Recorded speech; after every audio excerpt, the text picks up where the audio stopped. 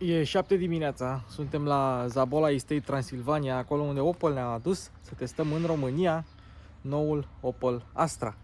Mașinile au numere de Germania, au venit tocmai din Germania ca să ne demonstreze că Astra a rămas o mașină germană, în ciuda alianței cu Peugeot, Citroën, PSA, mai nou Stellantis. Dar ăsta e un produs înainte de apariția lui Stellantis. Planul de astăzi este să vă prezint mașina, una roșie, una galbenă, și să conducem toate trei motorizările, benzină, diesel și plug-in hybrid, să vedem care vă place cel mai mult.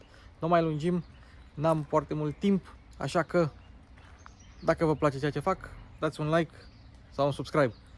Eu mă apuc de treabă, Mașini cu Luci Popa începe!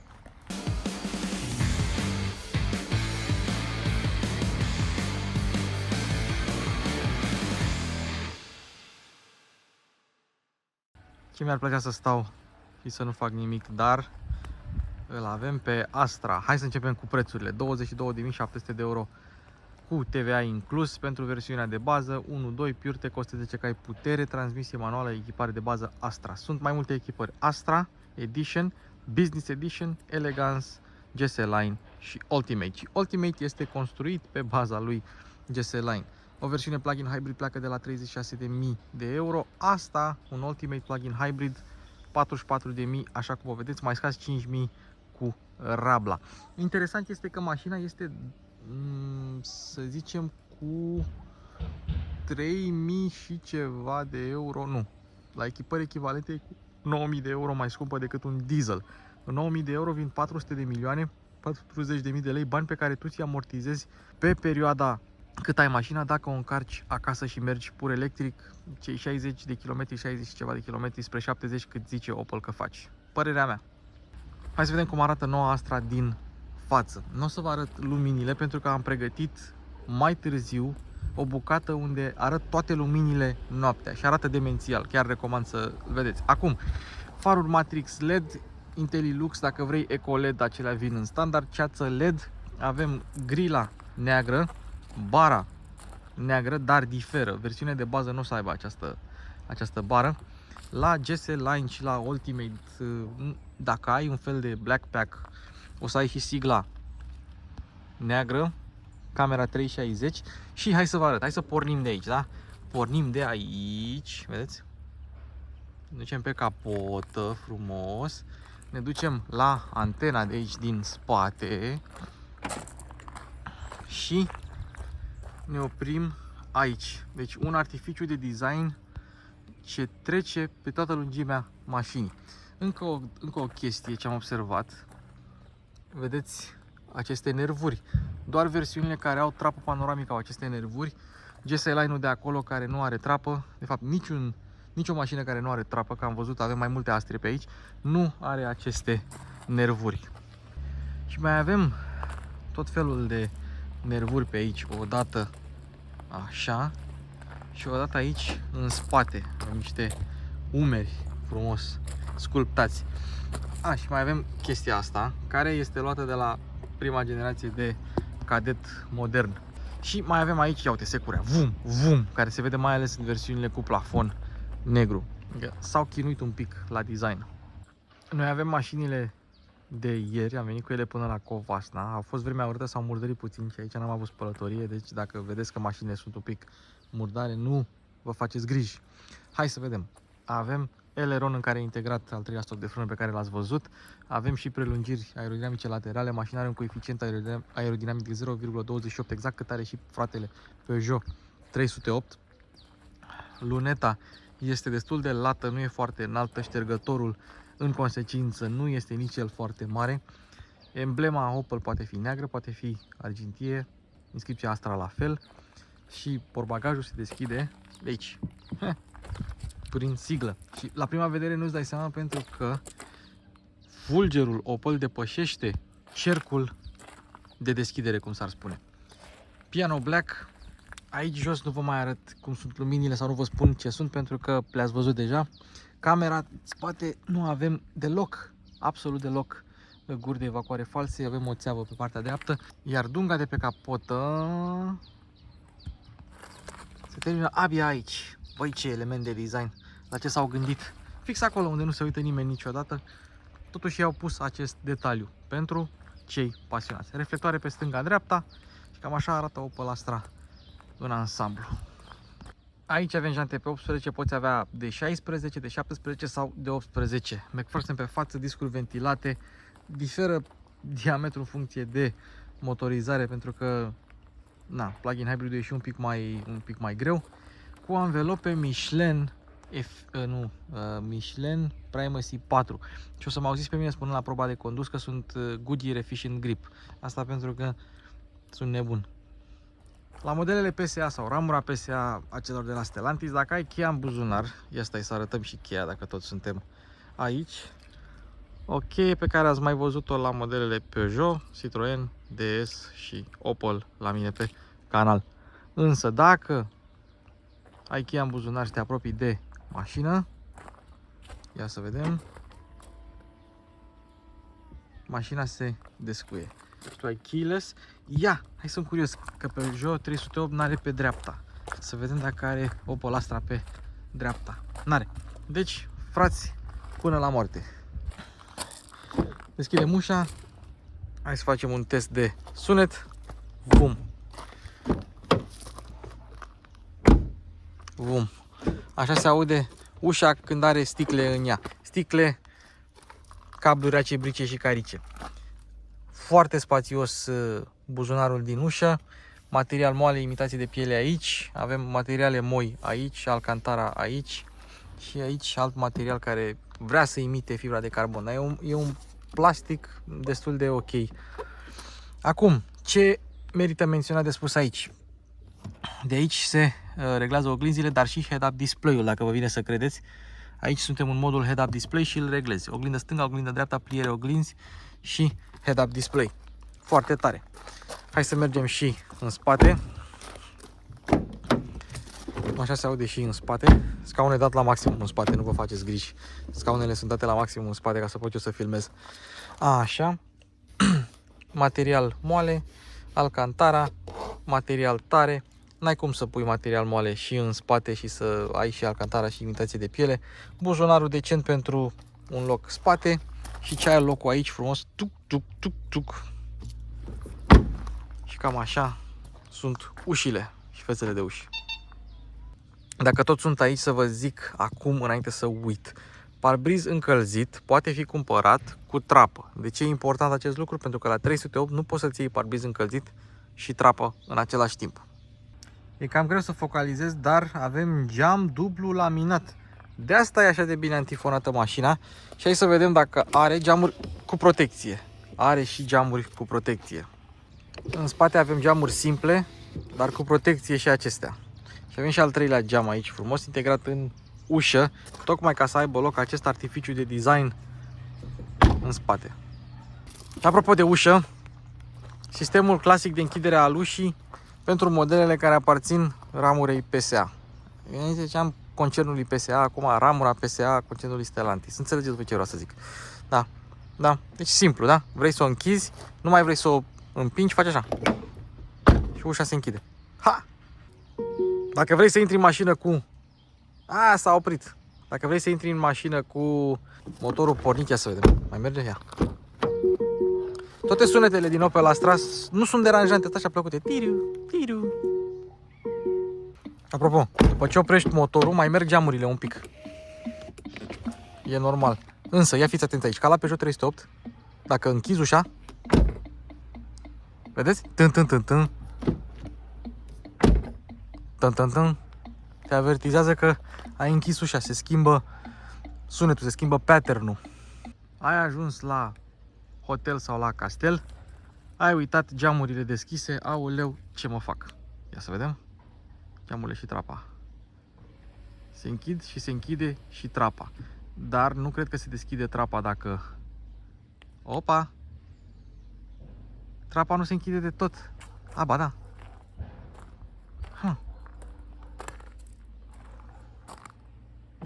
Se închide de tot. Se deschide? Ia să vedem dacă se deschide. Geamurile? Și trapa, nu-mi vine să cred. La mulți producători nu se deschide trapa. Bravo, Opel. La modelele fără trapă antena este pusă cu 2-3 cm mai în față, că altfel trapa ar fi atins antena. Și la modelele cu trapă e pusă puțin mai în spate. Ha! Ce chestie!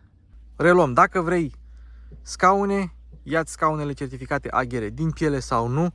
Poziția foarte bună, nu obosești, sunt ergonomice, poate nu au cea mai bună susținere laterală de pe pământ, dar o să vă mai arăt și scaunele de pe GS Line care sunt tot certificate AGR. Există o mică diferență. Pe Ultimate se pune accentul pe confort mai mult. Electrice, cu memorie, încălzite, ventilate și cu masaj. Ce mai vrei, române?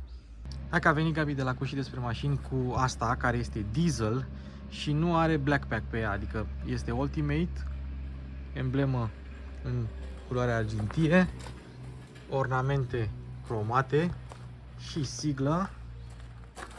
Da, e Ultimate. Și siglă, ia uite, în culoarea argintie și dungi argintii. Ia, spuneți voi care arată mai bine, una cu negru sau una cu argintiu. Asta e singura cu numere de România. Made in Germany, la Rüsselsheim.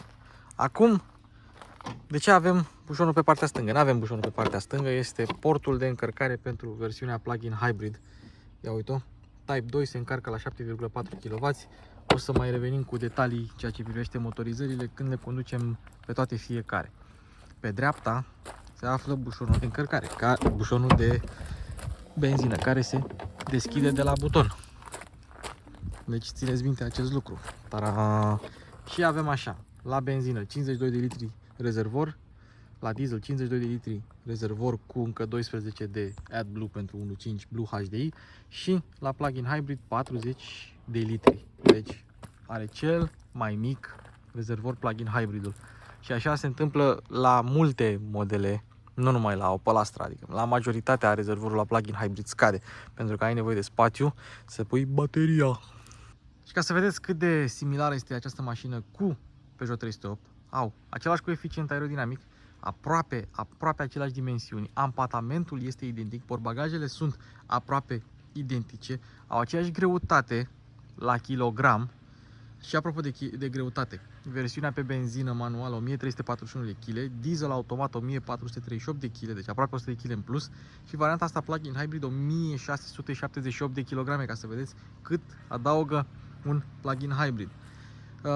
Rezervoarele sunt evident identice, că presupun că sunt aceleași componente, aceleași piese fizice, și până și diametrul de bracaj este identic. Bine, având în vedere că arhitectura suspensiei este aceeași și apartamentul este același, n-ar avea de ce să nu fie. 10,51 metri diametru de bracaj la Astra și 308. Am și zis la proba de condus, o să vedeți că ți-o iei pe cea care îți place ție mai mult, că sunt foarte, foarte similare. Și mai e un detaliu interesant, ambele au versiuni break, încă mai există versiunile break. Ampatamentul crește la ambele mașini dacă ți-e versiunea break, dar crește și volumul portbagajului. Nu sunt multe break-uri la care se crește și ampatamentul. Și da, tot identic e la amândouă și la break. Și acum hai să vorbim despre portbagaje. Acționare manuală, vii aici frumos, îl deschizi, taram! În mod normal ai avea 422 de litri, în mod normal 308 ar avea 412 litri. Însă dacă ții versiunile plug-in hybrid, rămâi cu 352 de litri volum portbagaj. 361 la Peugeot. Deci non-plug-in hybrid mai mare e la Astra, plug-in hybrid mai mare e la 308. Diferențe minuscule, minore. Ce mai avem aici? Niște cârlige acolo și cam atât. Și puncte de ancorare, o podea falsă unde să spui trusa de prim ajutor, kitul de pană și ce mai ai nevoie. Aici sunt bagajele fotografului Dragoș, care a venit cu noi în mașină. Și dacă vrei banchetă rabatabilă, podeaua este aproape plană, aproape. Există o mică treaptă, mocheta este decentă și dacă ridici bancheta, dacă vreau să-l laud, deci fix când vrei să o lauzi, atunci, uite, ridici bancheta și acum o cobori și nu ți se prinde centura, decât dacă ai fost neîndemânatic ca mine și ai scos tu centura. Și dacă rabatezi bancheta, ține minte că trebuie să ridici după aceea și cotiera cu suporturi de pahare. Deci 352 de litri, un portbagaj compartimentat ok, decent. Marginea de încărcare nu este prea mare, probabil la versiunea pe benzină un pic mai mare sau diesel. O să iau cheia de la una ca să vă arăt ce să mai. Că dacă tot am Astra aici, de ce să nu vă arăt? Vlogger auto în habitatul lor natural. GS Line, benzină manuală, da? Hai să vă arăt scaunele AGR de pe GS Line.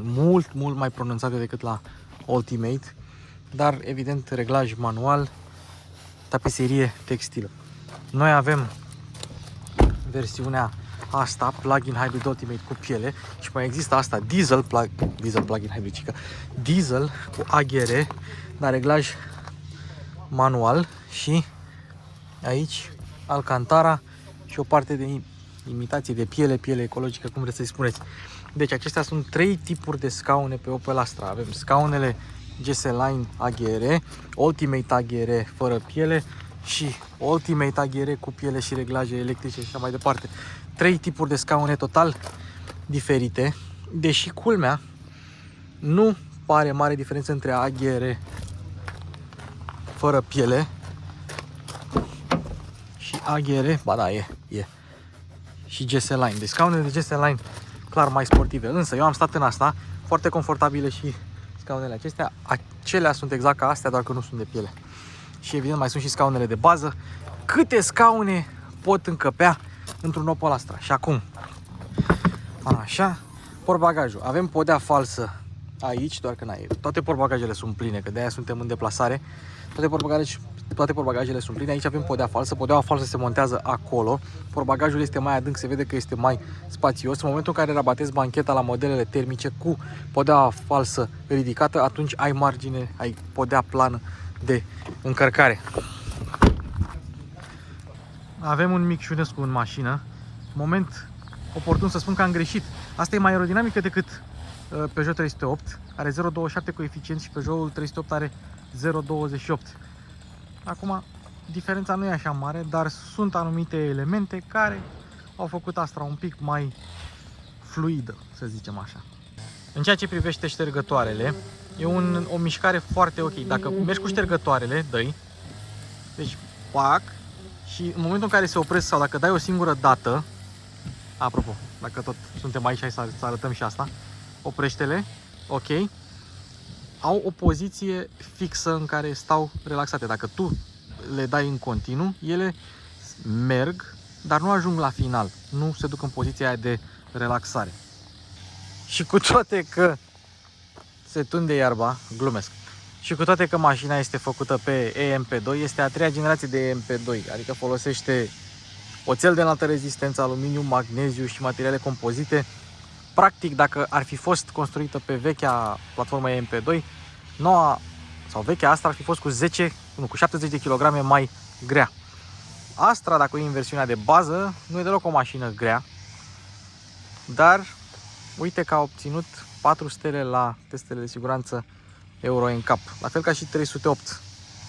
N-a obținut 5, nu e asta o problemă, pentru că scorurile sunt mari și nu a fost depunctată la sistemele de siguranță. Deci tot vei fi protejat. Mai bine să nu faci accident decât să faci accident, să se întâmple, Doamne ferește, ceva. Doar că noi în România gândim altfel. Mai bine să mă protejeze la impact dacă fac accident, decât să am sisteme care să mă împiedice să fac accident. 5 ani, 200.000 km, garanție extinsă, 2 ani fără limită în mod normal și încă n-am văzut rezultatele la testurile anului, n-a fost testată încă, dar PSA-urile se descurcă foarte bine, mai ales cele pe EMP2. Și apropo de sistemele de siguranță, va exista un tempomat adaptiv, un sistem de conducere semi-autonomă care va putea schimba banda și depăși mașina din fața ta, exact cum va exista sau cum poate deja există la Peugeot 308. Deși Astra este construită, proiectată în Germania, tot ce înseamnă software, tot ce înseamnă sistem de asistență, tot ce înseamnă cameră, este aceeași componentă sau sunt aceleași componente cu 308. Sunt componente STAS puse pe toate mașinile. Ce e drăguț este că atunci când deschizi capota, o vezi așa ascuțită, în formă de săgeată. Nu avem amortizoare la capotă, dar avem protecție fonică și protecție acustică și protecție termică, pentru că avem turbina motorului 1.6 PureTech aici. Am impresia că, și o să văd dacă mă lasă Dan Dimitriu de la Autovantage să deschid capota la benzină sau la diesel, să vedem dacă mai avem aceeași protecție termică și acolo. Un detaliu destul de bun de arătat. Ia uite ce scrie pe asta. Peugeot Citroen, pe acest modul, pe acest calculator făcut în Ungaria, farurile sunt făcute în Slovacia. O mașină globală, europeană, să-i zicem așa. Ca motorizări, pentru că le conducem pe toate, hai să le enumerăm. Deci avem 1.2 PureTech benzină 3 cilindri pe care l-am prezentat pe o grămadă de mașini. 110 cai putere manuală, 130 de cai putere manuală și automată 8 trepte, plug-in hybrid 180 de cai putere, 150 de la motorul pe benzină, 110 de la motorul electric, tot aceeași cutie automată cu 8 trepte, baterie 12,4 kWh capacitate brută, se încarcă la 7,4 kW, se încarcă în mai puțin de 2 ore. Dacă o încarci acasă, se încarcă în, nu știu, 3 ore și ceva spre 4. Autonomie zic că e între 60 și 78, eu am găsit între 66 și 73. Poate într-o zi o să iau o astfel de mașină și o să mă duc cu ea la Craiova să vedem ce consumuri scoatem. Și diesel, 1.5 diesel, 130 de cai putere, l-ați văzut pe Opel Combo la mine, l-am detaliat acolo, manual în 6 trepte, automată cu 8 rapoarte, un motor foarte rafinat, foarte rafinat dieselul acela. O să-l conducem, sper că am timp astăzi, pentru că iar o să plecăm la drum lung cu toate mașinile, sper că am timp să le conduc pe toate. Așa ca și performanțe, din ce avem noi aici, noi avem benzină 130 de cai manuală, diesel 130 de cai automată și plug-in hybrid. 10,6 sau 10,3 pe acolo, 0-100 pentru diesel că e mai greu, 9,7-9,6 pentru benzina manuală de 130 de cai putere și asta are 7,6 până la 100, 225 de km la oră viteză maximă, dar având motorul electric puternic de 110 cai putere, poți să mergi până la 130 de km, 135 de km în modul pur electric. Deci doar motorul electric de pe mașina asta este la fel de puternic precum motorul termic de bază pe Opel Astra. Aceleași motorizări ca și pe Peugeot 308. Ce îmi place e că pragurile au inscripția Ultimate, iar pragul, toată partea aceasta de prag, asta este identică cu ce găsim la Peugeot 308. Și asta e o privire de ansamblu a interiorului noului Opel Astra. Toate vin cu același tip de ecran digital, ecran de 10,22 inch, da? Cu sau fără navigație, cu sau fără head-up display, cu sau fără sistem audio Hi-Fi. Nu știu dacă e același sistem focal ce se regăsește pe Peugeot 308, dar nu văd de ce n-ar fi, doar că n-au mai făcut parteneriatul ăsta cu ei. Dar cred că furnizorii tot focal sunt. De scaune am zis, acum hai să vorbim un pic de volan, subțirel, cu decupaje, mai multe la proba de condus, un pic teșit, este reglabil pe înălțime și pe adâncime, însă ia fiți atenți aici, dacă vreți să reglați volanul și vreți să-l dați jos de tot, pornește ștergătoarele, pentru că se activează maneta de aici când dai, uite, bam, bam, dar trebuie să dai mai tare, bam, uite așa, ce tare. Head-up display-ul vedeți și la proba de condus, suprafața este destul de mare, head-up display-ul în sine este destul de mare, o suprafață destul de mare, mai multe la proba de condus și chiar e util. Acum, nu este o dotare necesară, dar e bine să o ai dacă îți permiți. Acum hai să vedem materialele. Moi. Asamblarea e bine. Tot ce înseamnă PSA a început să aibă o finisare și asamblare ceva mai atentă. Material moale pe aici, tare pe aici, tare pe aici, tare pe aici. Plasticele sunt fix din aceeași oală cu cele de pe 308. Adică nu există o diferență notabilă. Piano black aici, mare atenție să nu se zgârie la orice mașină, nu doar la Opel Astra. Și butonul de start, la tot ce înseamnă PSA, dacă vrei să oprești motorul, trebuie să ții apăsat. Și când pornești, la fel. În rest, cotiera este moale, o să vedem și spatele de depozitare imediat, și în spate plastic tare, dar au aceeași textură. Așa recunoști ca fiind un model PSA. Toată textura asta pe care o vedeți aici, ia să-i dau un pic de zoom, este tipică modelelor PSA. Iar maneta de deschidere ușă este luată de pe 308, dar și de pe alte modele PSA.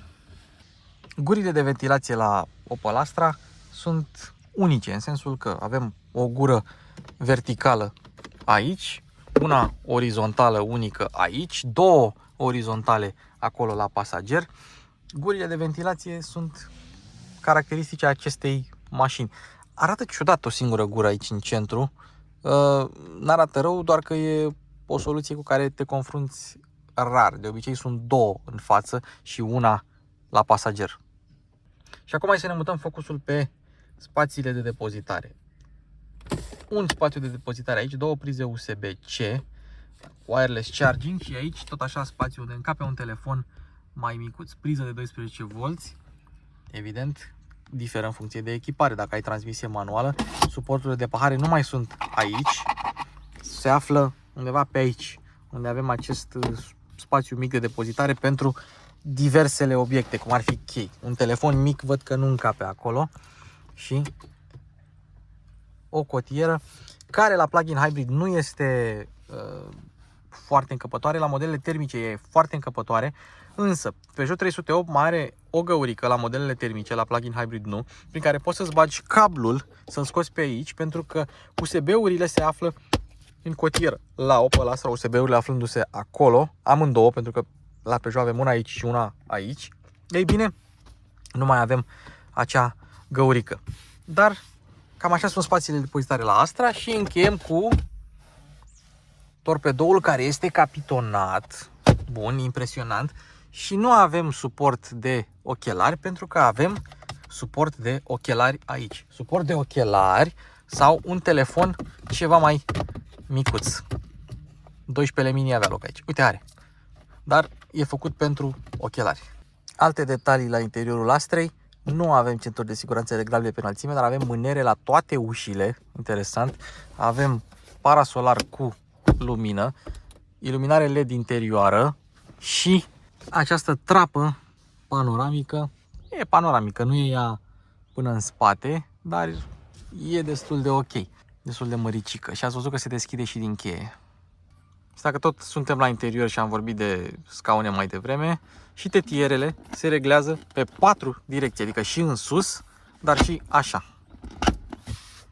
Despre consolă o să vorbesc și la proba de condus. Park Reverse Neutral Drive, B dacă ai un model termic, aici este butonul M pentru cutia manuală, așa este schimbătorul, foarte bine ascuns, nici nu-l vezi uneori, și modurile de rulare, buton pe care le știm de la alte modele PSA. La fel ca și frâna de parcare electrică, nu avem auto hold. Am lăsat butoanele la final, buton de volum, nu avem buton de next track și previous track, acesta este pe volan. Doar aici pot schimba sau evident din meniu. Însă avem așa, butoane fizice pentru climatizare, foarte bine. Avem meniu de climatizare în sistemul de infotainment și avem așa, scaune ventilate, scaune încălzite, volan încălzit, parbriz încălzite și ventilate. Însă, ia fiți atenți aici, trebuie să apeși destul de tare pe ele ca ele să pornească. Și aceste beculețe nu sunt chiar vizibile dacă bate soarele direct pe ele. Trebuie să țineți minte acest lucru, vă învățați cu ele, nu e o problemă. Bun, și aici avem sistemul de infotainment, care este unul destul de drăguț, care răspunde foarte bine. Acesta este Home, însă Home-ul poate fi personalizat, navigație, și aici avem câteva dintre widgeturi, pentru că acestea sunt widgeturi și poți activa scaun încălzit, volan încălzit și așa mai departe de aici. Dacă nu vrei să folosești aceste butoane, să vezi beculețele. Deci dacă nu vezi beculețele, le vezi aici foarte frumos. Aceasta este o soluție interesantă. Avem Hey Opel, care funcționează în 20 de limbi, doar că nu, văd că nu merge la noi, și widgeturi. Dar avem și setări. Dacă te duci în panou de aplicații, acestea sunt de fapt aplicațiile. Și avem sisteme de asistență, funcții, tutoriale, tot ce vrei. Dacă îi dai 3 degete, te duci iar în panou de aplicații, Apple CarPlay, cu asta încheiem, data și ora, energie, flux de energie, statistici, încărcare, e-save, dacă vrei să salvezi curent, 10-20 de km sau maxim în baterie, dacă ai un drum în oraș și ai nevoie de curent electric. 3.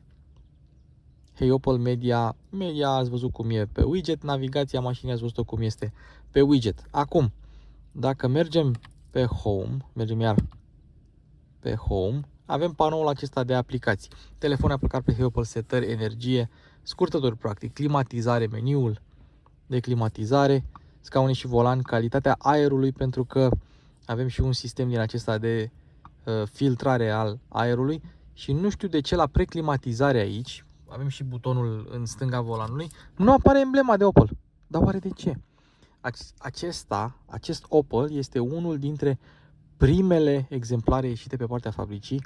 Nu este preproducție, este producție, dar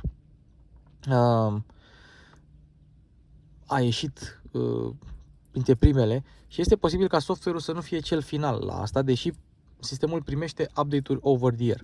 Hai să ne întoarcem la sistemul de infotainment și să mergem la panoul de aplicații, mergem la Home, încă o dată la Home, climatizare, ajutor, whatever. Acum trecem la Apple Car, întâi la asta, ca să personalizez widgeturile și particularizarea informației șoferului și de aici poți selecta ce vezi în tabloul de bord pe care o să-l arătăm imediat, dar am arătat înainte, nu salva, dar am arătat înainte sistemul de infotainment ca să vă arăt că se pot personaliza aceste widgeturi și aceste pagini.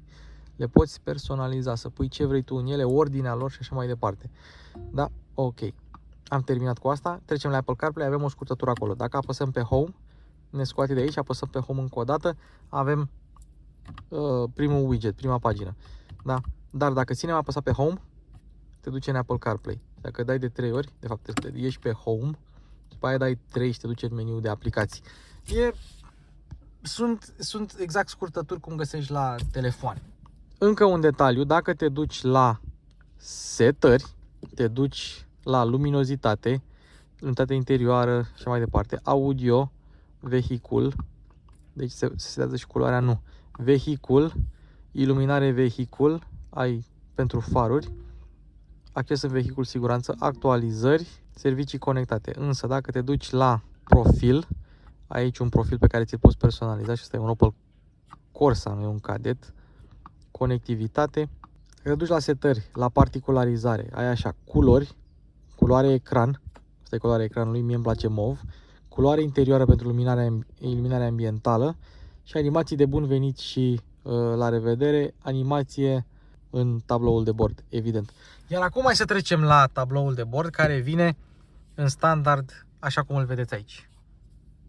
Așa cum îl vedeți aici, cu 10 inch, am mai povestit asta odată. De aici umbli printre meniuri, navigație, sisteme de asistență, dar din nou poți selecta dacă vrei să apară sau nu. Această mașină nu avea niciun widget selectat, nu puteam să vedem consum, nu puteam să vedem nimic, le-am pus noi. Și la consum, acesta este consumul după ce vedeți voi proba de condus. 5,4 litri la 100 de kilometri. Bun, și așa arată camerele 360 de grade cu cineva care mi umblă pe la mașină și vrea să fure bagajele. Camera frontală și aici camera spate, care este independentă de haion. Deci poți să mergi cu haionul deschis și camera să meargă normal. Dacă o pui în drive, marș arier, așa, și odată drive, așa. Și în rest, ți le alegi tu. Doar că dacă ești în marș arier, vezi așa și vezi musca aia. Și dacă te duci în față, vezi coda aia ca mic. Camerele la Opel Astra. Și mai e o chestie, dacă te duci la meniul de climatizare, dacă nu poți că ai camerele, trebuie să dai close pe camere, te duci la meniul de climatizare, ai auto pe 3 trepte și dacă te duci la panou cu aplicații, te duci la scaune, poți să vezi încălzirea și ventilația, dar și masajul. Și ai mai multe tipuri de masaj. Eu am mers pe șarpe. O să ai șarpe, fluture, vierme, șopârlă, hienă, 3 sud-est, Animal X, întindere, valuri și masaj discret. După un timp, pernele se desumflă, adică masajul nu este non-stop, dar eu merg de o oră și ceva și încă nu s-a stins masajul. Acum, la Peugeot 308 care are același sistem de perne cu același motorașe, că se aud la fel, se închidea parcă mai repede. Și filmez așa acum pentru că vreau să vă arăt aici. Aici este un LED care îți spune starea de încărcare a bateriei când tu lași mașina la încărcat. Ca să nu mai trebuiască să intri în mașină să vezi dacă mașina este încărcată sau nu. O vezi direct de aici, din oglindă.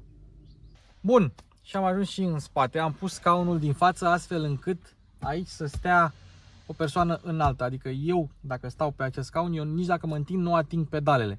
Și hai să vedem spațiul pentru picioare. Mai avem mai mult de un pumn. Hai să vedem spațiu pentru cap.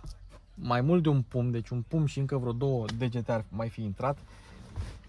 Dacă pasagerul sau dacă șoferul stă destul de jos, e bine, atunci cei care vor avea picioare groase s-ar putea să nu intre cu ele. Dar, eu am stat în spatele lui Scarlett care are 1,90 ceva și n-am avut problema asta. Bancheta este și ea destul de confortabilă, destul de profilată. Nu prea am ce să mă plâng. Am aici frumos 2 suporturi de pahare și suportul de pic sau de alte obiecte, dar isofixurile astea cu fermoar sunt cam greu de acționat. Asta e o caracteristică a modelelor PSA. Ei sunt cei care insistă cu acest lucru. Mai avem și plase pentru diverse obiecte, cum ar fi mapa asta de presă pe care am primit-o la lansare la Opel Astra. Și per total e ok. Să zicem că dacă ești înalt și faci așa pe viraje, dacă nu te ții de mâneri, s-ar putea să atingi cu scăfârlia. Dar, din nou, Astra este o compactă destul de joasă. Nu are forma aia bulbucată pe care o au multe compacte. Are o formă destul de slick, destul de zveltă, destul de agresivă. Alte surprize plăcute. USB-C în spate.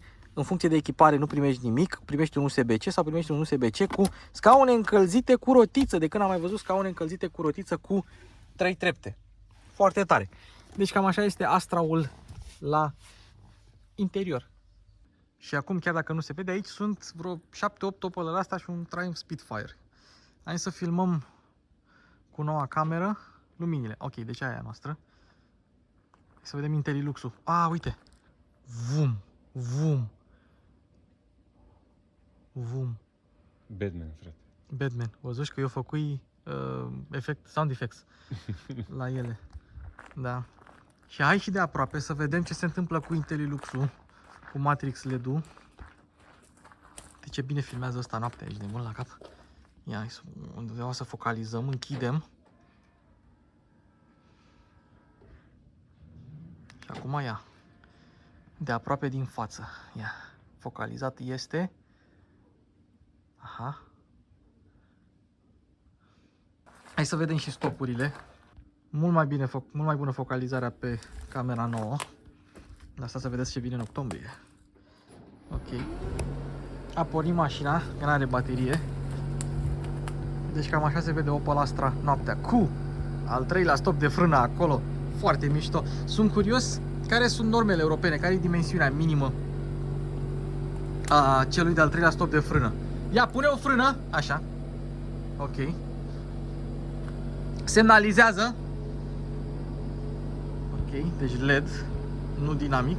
Și se vede forma asta de L al Opel Astra. Acum nu știu dacă vine de la Opel Astra L sau... Na. Unii au spus că seamănă de la spate cu Golful 8. Are față de Camaro și spate de Golf. Ia, pune pozițiile. Astea sunt pozițiile. Hai să văd. Nu, le arăt după aia. Fază scurtă. Ok, faza scurtă. Ea virează. Să vedem dacă are cornering static. Are cornering static. Ok, și acum dă-i fază lungă. Faza lungă arată cam așa. Ia dă flash-uri. Ok, flash-uri. Acum dă-i poziții. Din nou, că mă duc în față. Hai. Foarte mișto farurile, foarte bune. Așa. Pozițiile. Scurtă. Lungă. Ok. Ceață. Dă-i fază scurtă cu ceață. Oh, ce mișto! Uite unde sunt farurile de ceață. Dar acum sunt poziții cu ceață. Foarte mișto. Deci încă se poate. Ceața nu e integrată în far. Doar că dacă te uiți așa la Opel Astra și pe timp de zi, proiectoarele sunt integrate foarte adânc în bara față. Și este posibil ca în caz de accident ele să nu se lovească așa de ușor. Deci nu prea se văd. Acum, stai să mă duc și în spate. Ar trebui să facem mai des așa ceva. Ia să vedem tablou de bord cum se vede noaptea. Lumini ambientale în ușă. Ia se vede. Luminile ambientale. Ok. Și acum ce vreau să faci este... Deci ceața, rămâi cu ceața. Să vedem unde e ceața. Pe spate la Astra. A, e jos. Ok. Și dă și marș arier. Wow! Și e marș arier cu ceață. Și ce vedeți aici este condensul de la țeava de eșapament, care oferă un efect foarte, foarte mișto. Știu că zic mișto prea des în vloguri, nu mă criticați, dar chiar este spectaculos. Farurile de la Opel Astra noaptea. De la Opel Astra L. Cum se par farurile? Păi aici în pădure par foarte luminoase, da? Pe beznă, dar nu, chiar sunt ok. Chiar sunt ok. Vezi, nu există prea multe zone. Ia dă-i fază. Deci, fază scurtă. Și fac eu un comentariu, că n-am prea făcut des la chestii de genul ăsta, că n-am avut ajutor. Există o mică zonă de penumbră aici, dar dacă dai fază lungă, dai lungă, în fază lungă nu mai ai niciun fel de problemă. Și ea virează cu faza lungă pornită.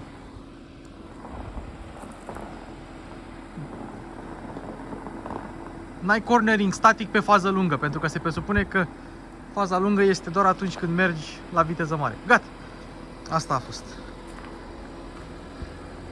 Lumini la Opel Astra L de la Luci Popa.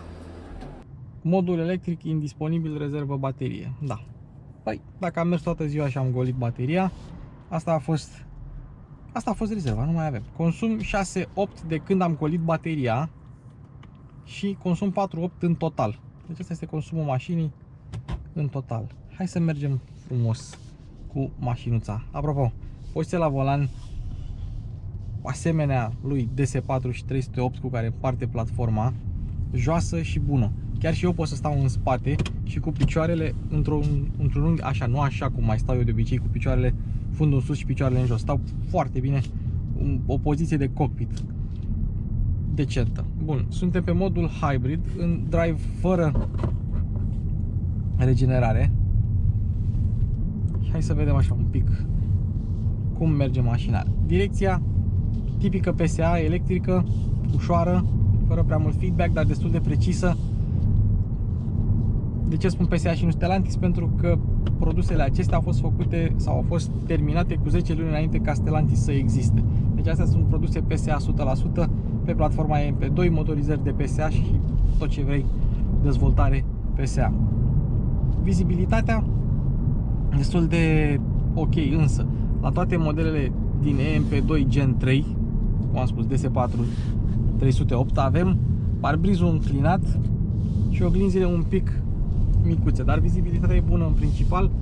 Vizibilitatea în spate, în oglindă, e așa, pentru că nici luneta nu e mare și ai și tetierele, iar al treilea montant cumva obstrucționează din vizibilitate, dar dacă te uiți mai mult în față nu vei avea probleme. Aici este o mică problemă, montantul un pic gros, așa am zis și la 308, și ai un unghi aici mort destul de pronunțat. În rest, poziția la volan este bună, dacă nu printre cele mai bune din clasă. De fapt, chiar e printre cele mai bune din clasă. Scaunele, dacă ții scaunele AGR din piele, recomand, foarte bune, memorie, masaj, comenzi electrice, noi avem și încălzire și ventilație, ergonomice, nu obosești în ele. Dacă trecem, și o să trecem la versiunea pe benzină cu transmisie manuală cu scaune AGR, certificate AGR textile, o să vedeți că există o mică diferență între ele. Mașina e bine antifonată, exact ca 308. Aceștia sunt frați cu alt machiaj, aceeași mărie cu altă pălărie. Apropo de direcție, cumva se vede că mașina a fost gândită pentru un volan mic. Astra, deși nu are un diametru mic cum are 308, are un volan subțire cu decupaje. foarte plăcut și la padele ajungi ușor. Parcă un pic mai ușor decât la 308. Și noul volan de Opel îmi place, cu spița asta subțire așa și puțin teșit. Dar pe noi ne interesează cum merge această mașinuță. Înainte de motor, cutie și viraje, vorbim un pic despre suspensie. Exact ca la 308 când am condus benzină versus hibrid, ce am remarcat, suspensia puțin mai rigidă la Astra, pe denivelări scurte, pe denivelări lungi, mașina amortizează foarte bine. Impresionat, aș putea spune. Pe măsură ce crește în viteză, amortizarea devine din ce în ce mai bună. Se vede că a trebuit să rigidizeze suspensia pentru a face față masei, greutății în plus pe care o aduce pachetul de baterii.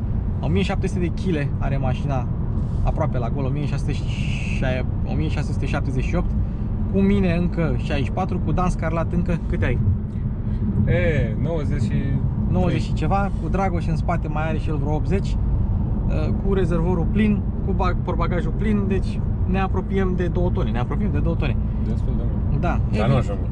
Nu așa mult. Ei, cu toate astea, mașina se descurcă bine. Dacă accelerezi ușor, răspunsul e bun. Cutia schimbă destul de rapid.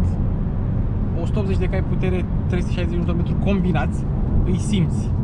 Adică mașina face uz de aceste resurse chiar și atunci când accelerezi ușor. Frânarea la fel, există o pedală moale, 2 trepte, regenerare plus frână fizică, a cărei comandă s-ar putea să fie tot electronică, și trecerea, deși bruscă între cele două, tot te face să ai încredere în frânare. Dacă totuși frânezi tare, atunci din nou masa e cea care îi spune cuvântul. O să vedem cum e și benzina. Dacă e ca la 308, benzina e mult mai ușoară și ar fi ceva mai plăcută la condus. Ei, pentru o mașină atât de încărcată, pe viraje m-a surprins. Ținută neutră la intrare, un pic de subvirare și de torque steer la ieșire, dar dacă știi să o modulezi, e destul de plăcută. Pe modul normal ai un pic de lag la ieșirea din viraj în momentul în care apeși, intră motorul electric înaintea celui termic, dar tot ai un pic de lag. Dacă o treci pe sport, atunci situația se schimbă. Ia să trecem un pic pe sport. Răspunsul se îmbunătățește. Și tot, uite, la viteza asta mașina tot silențioasă rămâne. Deci bravo Opel și PSA din acest punct de vedere. Acum, există și opțiunea de, uite, motorul electric răspunde un picuț mai bine în modul sport. Există și modul braking, acolo unde avem frânare regenerativă. La plug-in hybrid-uri nu avem o frânare regenerativă atât de puternică precum avem la motorizările, la mașinile electrice. Dar își face treaba, poți intra în anumite viraje folosind această frânare regenerativă, transferul de mase se poate face să muște fața mai bine, mai multă greutate pe față, să nu folosești frâna. Se poate. Per total, la cât de grea e mașina, Astra e plăcută la condus. Am scos vreo 2-3 Wii-uri cu ea. Iar ținuta, atât timp cât nu exagerez, rămâne neutră. Are o punte față care mușcă bine. Nu o fi cea mai rapidă direcție, dar e precisă și îți mișcă mașina. Niciodată nu-ți faci griji că intri într-un viraj și subvirezi la intrare, decât dacă, evident, intri cu mult prea mare viteză. În schimb, dacă se întâmplă să greșești viteza la intrare, să intri un picuț mai tare, mașina urmează trasa, chiar dacă anvelopele încep să chireie puțin. Una e să faci amortizarea rigidă sau arcurile rigide și alta este să îi dai un pic de ruliu, pentru că nu poți nici să o faci prea rigidă. Masa aia trebuie să se ducă undeva, trebuie să se miște puțin. Și așa mai și simți mașina. Acum mai avem și opțiunea folosirii. Am spus că la ieșire puțin subvirează. Mai avem și opțiunea, încă o dată. Mai avem și opțiunea comutării treptelor din padele. Dacă ai o versiune automată care nu este plug-in hybrid, aici ai M de la manual, nu B de la braking. Ei bine, dacă vrei să schimbi tu manual, deci să trecem în drive, nu în braking, și schimbăm a 5-a, a 4-a și cutia cu 8 trepte de la iSIN schimbă bine. Nu avem turometru. Sau cel puțin nu am eu aici turometru. Dar și nici la Peugeot, la 308, nu mi-aduc aminte să fie avut turometru. Trece pe automat imediat, dar dacă tu vrei să-i dai două schimbări de treaptă ca să accelerezi și să depășești, bum, cutia, cel puțin pe sport, schimbă bine. Nu știu câți proprietari vor folosi padelele, instinctul meu e că nu mulți. Acum, ce-o fi, o fi. Mulți vor merge pe drive, pe braking și pe modul normal sau, evident, pe modul electric. Până electric merge decent, ai suficientă putere. Cum ți-a părut pe electric, când mergea așa doar pe electric? Chit că noi am mers pe hybrid, ai mers tu pe electric. Tu ai apucat.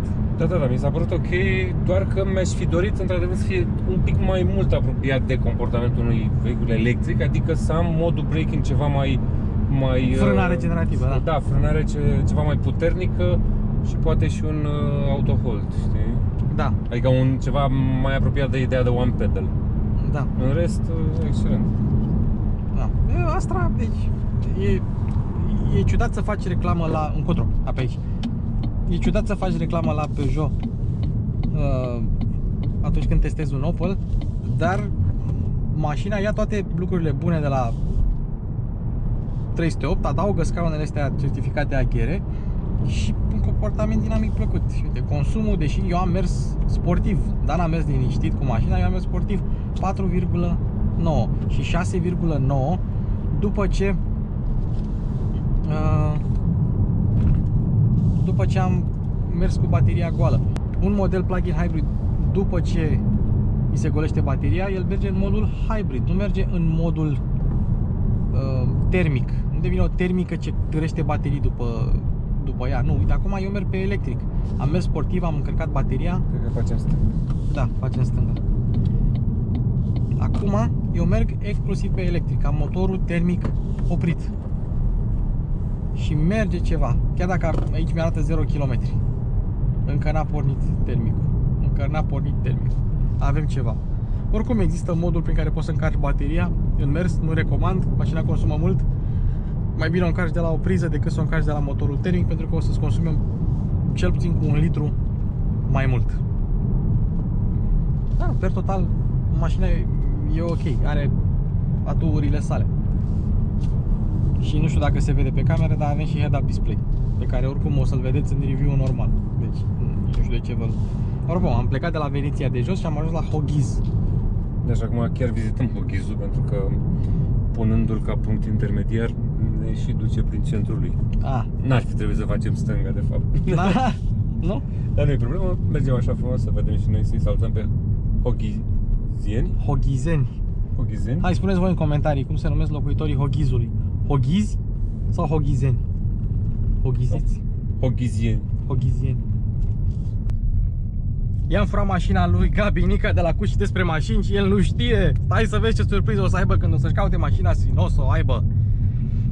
El are diesel Ultimate cu scaunele fără piele, care din punctul meu de vedere parcă sunt un pic mai confortabile decât cele cu piele, ceea ce nu e neapărat un lucru rău. Ia să vedem aici cât de ușor urcăm și cât de joasă este Opel Astra. Da, consumul pe care l-a scos Gabi Nica, mă rog, mașina asta, că a fost condusă de mai mulți, 5.3, 5.4 pe ultimii 1500 de km. Asta e consumul, 5 și ceva. Eu am mai mers cu plug-in hybrid-ul, am resetat consumul, am mers și liniștit și am scos 4.9 în cursul zilei de astăzi. Motorizarea, avem turometru, că la plug-in hybrid n-avem. Motorizarea, de seama, după ce ai condus plug-in hybrid 2 zile în continuu, asta ți se pare un pic zgomotoasă, dar bun răspunsul la pedală, ia stai să o dăm pe Eco. Așa cum îmi place mie să merg cu ea. Apropo, dacă dezactivezi Lane Keep Assist, după ce pornești mașina, din nou va reporni. Tabloul de bord diferă de cel de la plug-in hybrid, sunt alte informații structurate altfel. Range 380 de km cu mai puțin de jumătate de rezervor și este imediat o simt ceva mai ușoară, dar parcă are și un pic mai mult ruliu mașina. Răspunsul la pedală bunicel, chiar și pe Eco. PSA-urile mereu au avut răspuns bun la pedală. Așa, hai să trecem pe normal. Ui. Ia, și avem aici niște dâmburi pe care le-am luat cu plug-in hybrid-ul. Vreau să văd cum le iau cu dieselul. Mașina într-adevăr se simte mai ușoară, că se simte rigidă pe denivelările scurte. Asta e o caracteristică a Astra-ului Ultimate cu jante pe 18, dar nu e deranjant. Pare totuși ceva mai suplă mașina în mișcările sale. Exact același lucru am simțit și la Peugeot 308.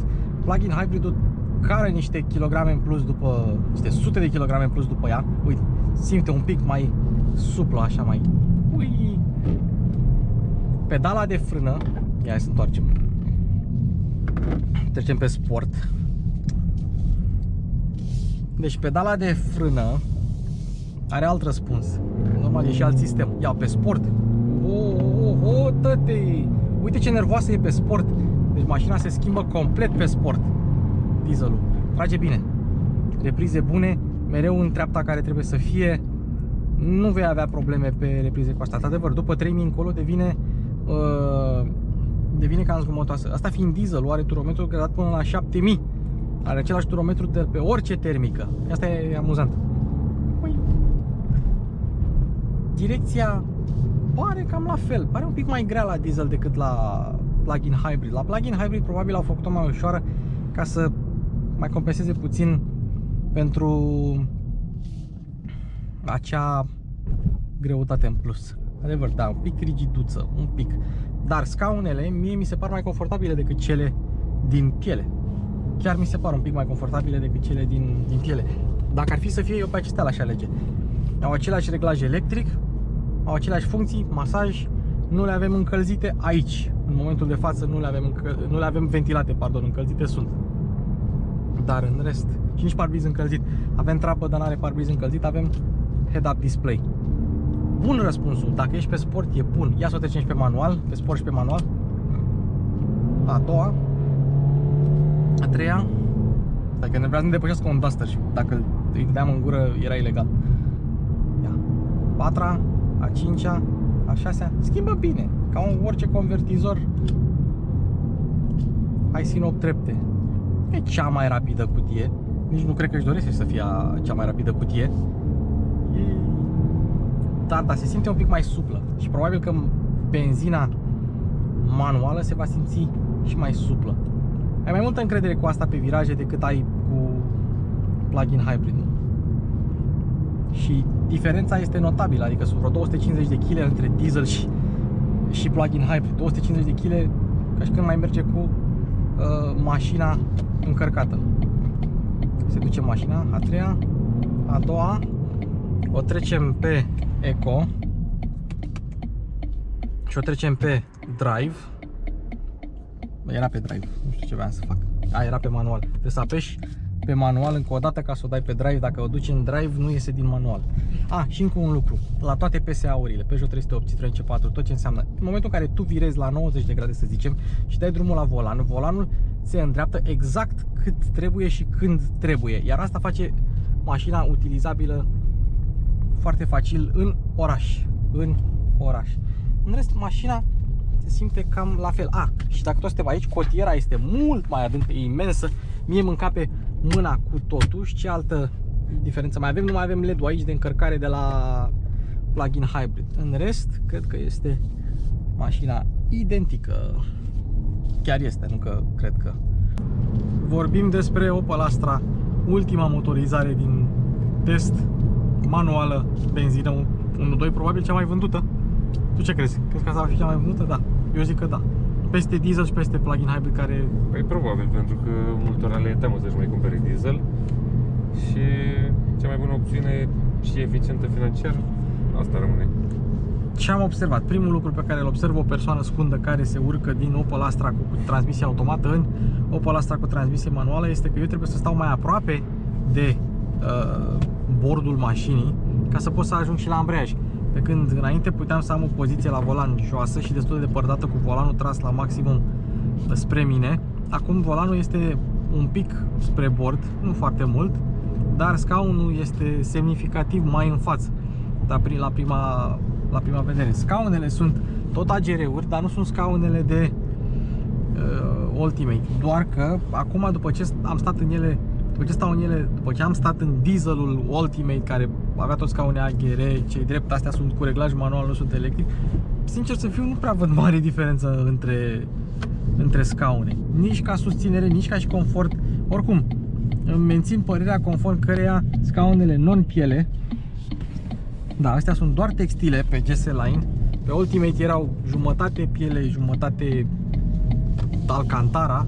Îmi mențin părerea că astea non-piele sunt mai confortabile. Acum, tu ai vreo...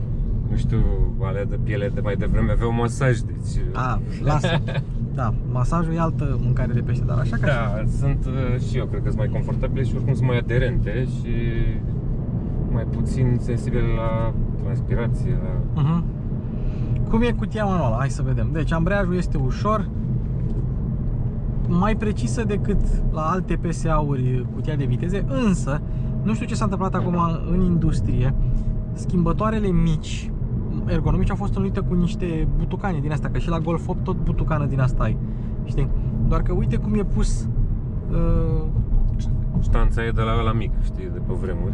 Da, R1 aici, spre pasagerii din spate. Pune, frate, aici, că eu de aici mă uit în jos. Și, într-adevăr, dacă aș avea mâna mai mare, ia pune mâna, că tu ai mâna mai mare. Pentru tine probabil e mai ergonomic schimbătorul. Da. Da. Vezi, pentru mine cu mâna mică mi-mi plăceau schimbătoarele micuțe de dinainte. Acum, alea rotunde de la PSA-le, știi, de la Peugeot și Citroen, care erau jumate piele sus și jumate metalic aici. Peugeot 277. Poți să faci un retrofit. Poți să faci un retrofit, îi pui short. Faci un mic business, eventual. Faci short shifter, da. Da, măciuci pentru mâini mici. Plug-in hybridul nu a avut start-stop, că avea motorul electric. Dieselul automat nu avea start-stop. Asta e singura dintre toate care are start-stop, să știi. Bum. Din câte mi-aduc eu aminte. Posibil să mă înșel și să fie avut și dieselul start-stop, dar eu așa îmi aduc aminte. În caz, nu, are sigur start-stop, greșesc eu. E o greșeală de a mea. Ia să vedem. Cea mai ușoară mașină dintre toate, 1340 de kilograme. Ia uite, mult mai suplă pe denivelări, chiar și decât versiunea diesel. Se simte cea mai ușoară dintre toate. Direcția este dată la fel ca la diesel, adică e un pic mai grea decât la plug-in hybrid. Dar așa, mașina în sine se simte fâșneață. Nu avem moduri de rulare. Suporturile de pahare au fost mutate aici. Cotiera e la fel de adâncă precum la diesel. Dar, după părerea mea, e un pic mai ergonomic dacă ai 3 telefoane, 4 și vrei să le ții aici, decât la versiunea cu transmisie automată, unde nu încăpeau atâtea telefoane. Dar aici, astea sunt suporturi de pahare, nu sunt suporturi de telefoane. Sunt chiar multe spații de depozitare la bord. Da, chiar sunt. Și buzunarele sunt încăpătoare. Hai să vedem motorul. Deci, orice 1.2 PureTech pe care l-am condus a fost fâșneț. Asta e primul 1.2 PureTech pe care îl conduc cu transmisie manuală. Ia să vedem. Uite, 4000 de ture și nu e foarte zgomotos.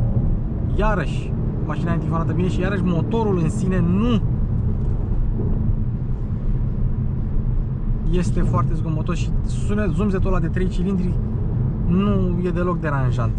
Uite, a 6 la 90 de km la oră, 88 la 1700 și ai un pic de turbolag, dar mașina după aceea începe să tragă bine.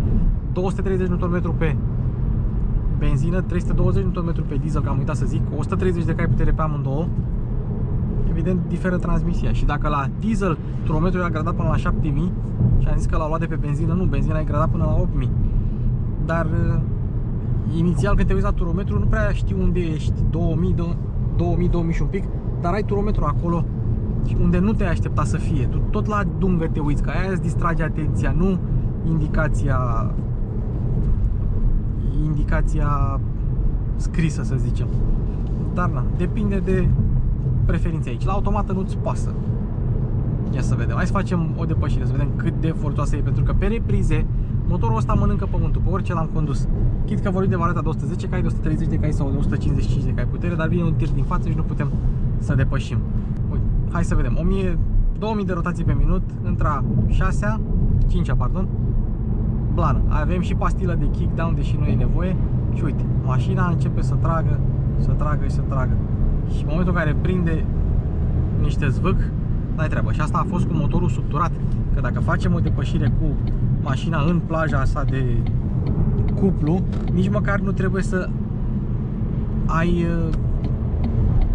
pedala călcată la fund sau să spargi pastila de kickdown. Uite, a patra și uitați-vă, o depășire. N-ai niciun stres.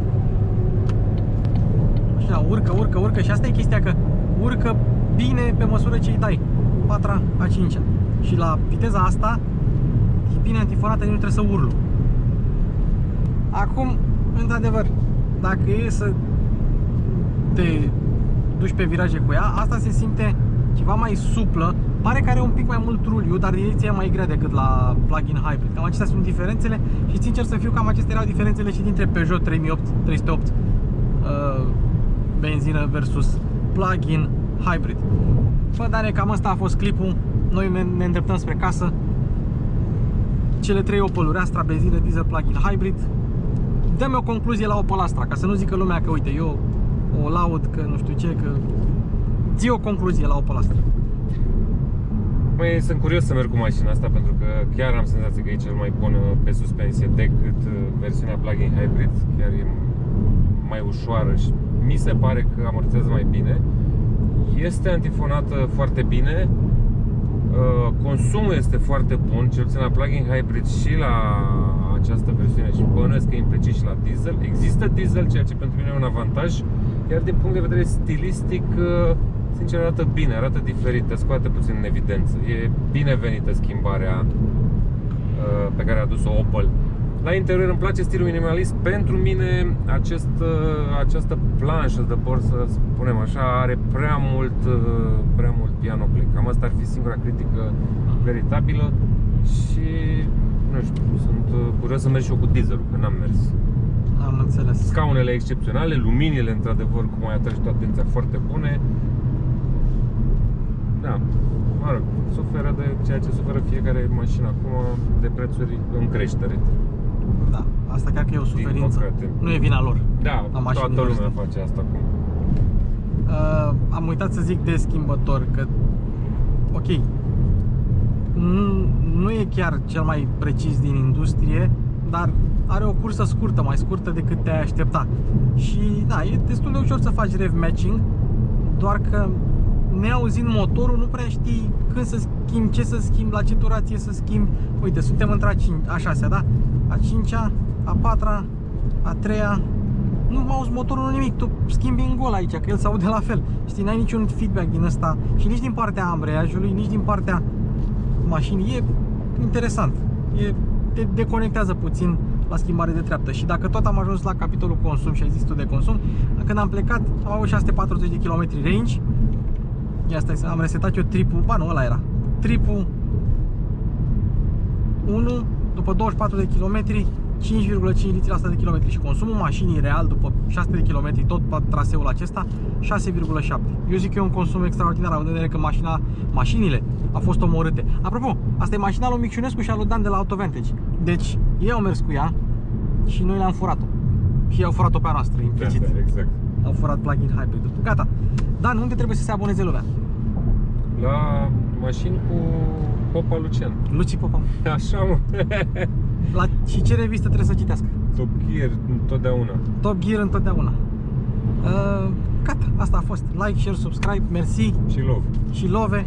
Aveți grupul de WhatsApp, stickere în descriere, uitați în descriere. Și dacă vă plac clipurile mele, dați like, ne auzim în comentarii. V-am pupat. Mașini cu Luci Popa se încheie. Cuț!